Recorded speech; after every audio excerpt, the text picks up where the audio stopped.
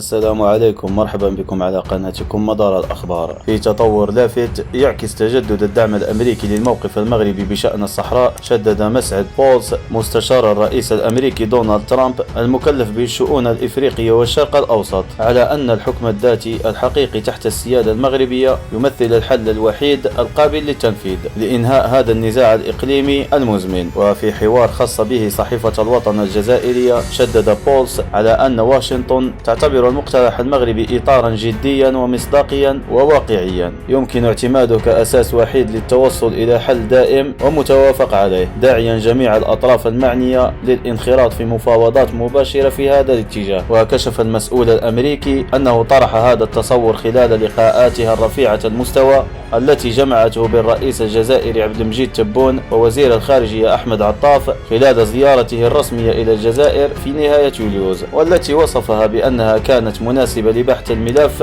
بشكل مباشر وصريح. وأضاف بولز أن الرئيس ترامب عبر مرارا عن دعمه لهذا الحل، مؤكدا أن الإدارة الأمريكية على استعداد للمساهمة في تسهيل المفاوضات الرامية إلى بلورة تسوية سياسية قائمة على المبادرة المغربية التي تحظى بحسبه باعتراف دولي متزايد. وفي السياق ذاته أشار بولز إلى أن وزير الخارجية ماركو روبيو أعاد التأكيد مؤخرا على الموقف الأمريكي الثابت من قضية الصحراء بتجديد اعتراف واشنطن بسيادة المغرب على الأقاليم الجنوبية واعتبار الحكم الذاتي الخيار الوحيد الواقعي لإنهاء النزاع. واختتم المستشار الأمريكي تصريحه بالتأكيد على دعم الرئيس ترامب الكامل لقيادة الملك محمد السادس، مشيدا بجهوده من أجل ضمان مستقبل سلمي ومزدهر للمنطقة، لا سيما في ظل خطاب العرش الأخير الذي جدد فيه العاهل المغربي الدعوة إلى حوار مسؤول مع الجزائر وفتح صفحة جديدة من العلاقات الثنائية.